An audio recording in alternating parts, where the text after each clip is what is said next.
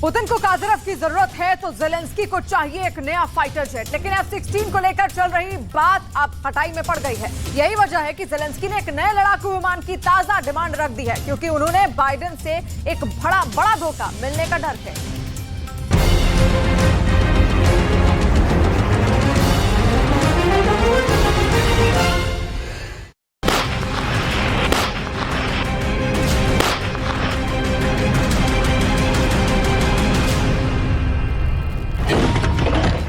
Ukraine में धमाकों के बीच Ukraine में जब एक के बाद एक शहरों को पुतिन की फौज रौंदते हुए आगे बढ़ रही है, तब जेलेंस्की को एक बहुत बड़ा शॉक लगा है। इसे आप 440 वोल्ट का झटका कह सकते हैं। जेलेंस्की को एहसास हो गया है कि उनको अमेरिका से बहुत बड़ा धोखा मिलने वाला है। जेलेंस्की बार बार ये तस्वीर देख रहे हैं और फिर बाइडेन से अपनी 3 मुलाकातों को बार बार याद कर रहे हैं। जेलेंस्की को बताया गया है कि इस तस्वीर में अमेरिका और यूक्रेन का संबंध डिकोड कर दिया गया है, जिसमें एक व्यक्ति दूसरे के कंधे पर बंदूक रखकर फायर कर रहा है। यानी यूक्रेन अमेरिका और रूस के युद्ध में कठपुतली बन गया है, उसका इस्तेमाल किया जा रहा है। अब सवाल है कि ऐसा क्या हुआ है कि जेलेंस्की को धोखा मिलने वाली बात सच होने जा रही है। तो बड़ी खबर F-16 फाइटर जेट को लेकर है। वही F-16 जिसे लेकर जेलेंस्की ने रूस को रोकने के बड़े बड़े ख्वाब देखे हैं। यूक्रेन को F-16 देने पर अभी फाइनल मुहर नहीं लगी है। बाइडेन ने सिर्फ ट्रेनिंग देने की बात कही है। इसीलिए जेलेंस्की ने ऑप्शन 2 चुनने का फैसला किया है। जेलेंस्की अब अमेरिका से F-16 फाइटर जेट के बाद जर्मनी से यूरो फाइटर की डिमांड कर रहे हैं। यूरो फाइटर टाइफून को आप जेलेंस्की का प्लान भी कह सकते हैं। ये फाइटर जेट F-16 से कम नहीं, बल्कि उससे भी आधुनिक लड़ाकू विमान है।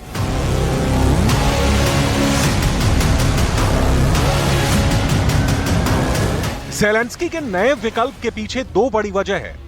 अगर आज की तारीख में F-16 देने पर अमेरिका राजी भी हो जाता है, तो ये फाइटर यूक्रेन तक पहुंचने में कई महीने लग सकते हैं। और हैरान करने वाली खबर यह है कि यूरोप में अमेरिका का कोई भी साथी अपने F-16 यूरोप को देने के लिए खुल्लम खुल्ला राजी नहीं है। इसके पीछे पुतिन का खौफ सबसे बड़ी वजह है।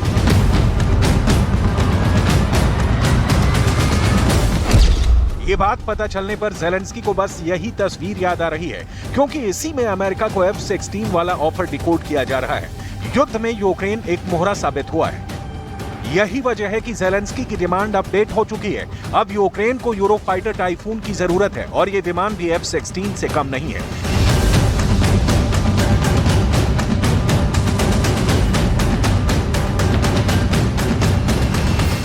ये 2100 किलोमीटर प्रति घंटे की रफ्तार से उड़ता है। ये 1300 किलोमीटर की रेंज तक बमबारी करके लौट सकता है। राफेल के साथ ये यूरोप का सबसे बेहतरीन फाइटर जेट माना जाता है, जो रूस के सुखोई 35 से मुकाबला कर सकता है। यूरो फाइटर से इस वक्त जर्मनी भी लैस है, ब्रिटेन भी लैस है, स्पेन और इटली की वायुसेनाएं भी इस फाइटर जेट को उड़ाती हैं। लिहाजा इन देशों के पास अमेरिका की मंजूरी का बहाना भी नहीं होगा। जेलेंस्की इसीलिए अब यूरो फाइटर पर अपना दांव खेलना चाहते हैं। सवाल है कि क्या जेलेंस्की F-16 को लेकर उम्मीद छोड़ दें? वही फाइटर जिसके लिए जेलेंस्की लंबे वक्त से जद्दोजहद कर रहे हैं। इसके लिए वो यूरोप की हर बड़ी कैपिटल का दौरा कर चुके हैं, अमेरिका के नेताओं से कई मुलाकात कर चुके हैं, लेकिन उनको हासिल क्या हुआ, इसे बहुत गौर से समझिएगा।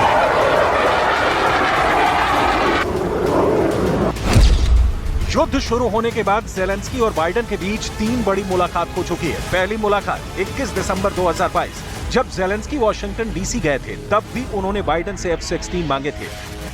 दूसरी मुलाकात 20 फरवरी 2023, जब बाइडेन अचानक कीव के दौरे पर आए, तब भी जेलेंस्की ने F-16 की डिमांड की। और तीसरी मुलाकात 21 मई 2023, जब जापान में हुई G7 की बैठक में जेलेंस्की को बुलाया गया और यहां बाइडेन ने उनसे F-16 की बहुत मीठी मीठी बात की। लेकिन ये तीनों मुलाकात अब तक धोखा नंबर 1, धोखा नंबर 2 और धोखा नंबर 3 साबित हुई है।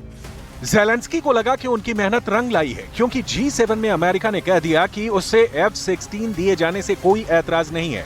लेकिन जब से जेलेंस्की ने मॉस्को को अपने ड्रोन से टारगेट किया है, अमेरिका को एहसास हो गया है कि F-16 का इस्तेमाल भी रूस के खिलाफ होगा। जेलेंस्की बॉर्डर क्रॉस करेंगे और फिर पुतिन का गुस्सा वाशिंगटन डीसी तक फूटेगा, क्योंकि जेलेंस्की अपना इरादा जाहिर कर चुके हैं। वो क्या फैसला लेंगे, क्या टारगेट चुनेंगे? 3 मई को क्रेमलिन पर ड्रोन अटैक के बाद जेलेंस्की को लेकर अमेरिका का भरोसा काफी कम हुआ है। हालांकि यूरोप की जिद के बाद बाइडेन पिघले जरूर हैं और उन्होंने G7 की बैठक के दौरान जेलेंस्की से कहा कि कसम खाओ रूस पर अटैक नहीं करोगे। जेलेंस्की इस बात के लिए राजी हुए और अब यूक्रेन के लिए F-16 का रास्ता खुल गया। have a flat assurance from Zelensky that they will not use it to go on and move into Russian geographic territory. But wherever Russian troops are within Ukraine in the area, they would be able to do that.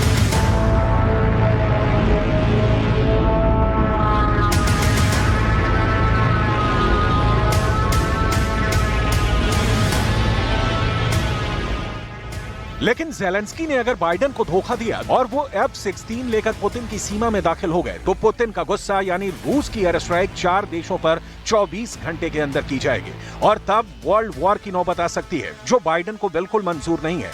और वो Putin से direct fight नहीं चाहते। Biden के डर को बहुत गौर से समझने की जरूरत है।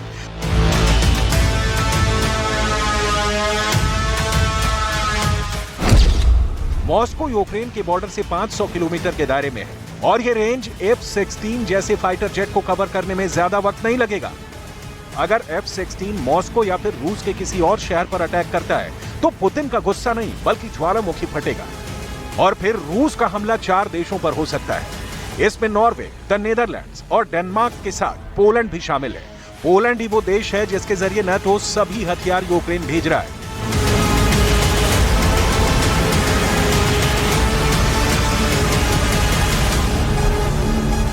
F-16 बहुत ही खास जहाज है और ये यूक्रेन के अंदर जहां जहां रूस का दबदबा है वहां ऑपरेट कर सकता है। रूस की फौज पर भी बम गिरा सकता है और रूस के फाइटर जेट के साथ डॉग फाइट यानी हवाई मुकाबला भी कर सकता है। बाइडेन ने अभी इसी बात की इजाजत दी है।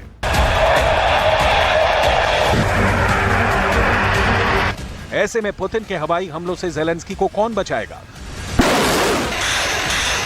पुतिन के मिसाइल अटैक का जवाब कौन देगा?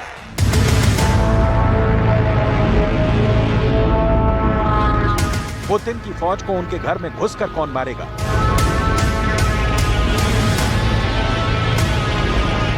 यूक्रेन को बचाने से ज्यादा जेलेंस्की रूस पर हमले के लिए बेकरार है।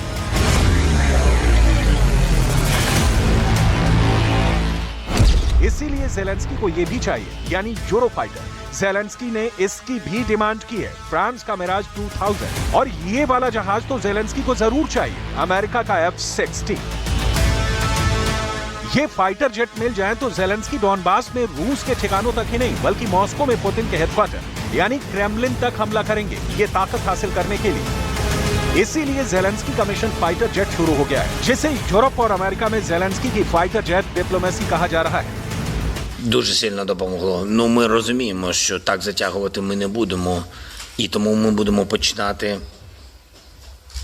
ще до того, як у нас з'явиться F-16 або що ще, заспокоювати Росію тим, що у нас ще нам потрібно кілька місяців, щоб навчатись на літаках, і тільки потім ми почнемо. Ні, так не буде. Ми почнемо і будемо йти вперед. जेलेंस्की की यही बातें पुतिन को पसंद नहीं है। गुस्से में डूबे पुतिन का दिल जहां चाह रहा है, रूस की मिसाइल वहां गिर रही है।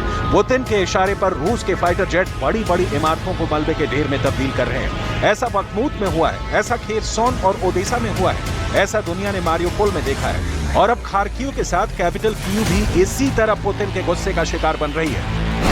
ऐसे में जेलेंस्की की सबसे बड़ी डिमांड है अमेरिका का F-16 फाइटर जेट, जिसकी जगह वो यूरो फाइटर से भी राजी हो सकते हैं। यूक्रेन को 40 से 50 नए फाइटर जेट की जरूरत है ताकि वो कम से कम 3 स्क्वाड्रन के साथ रूस से टक्कर ले सके और पुतिन के हवाई हमलों को सीधी चुनौती दे सके। लेकिन क्या ये जहाज जेलेंस्की को मिलेगा? क्योंकि ये लड़ाकू विमान अमेरिका या कहीं कि नाटो और रूस के बीच जंग की सीधी वजह भी बन सकता है और ऐसा बाइडेन और यूरोप में उनके दोस्त कभी नहीं चाहेंगे।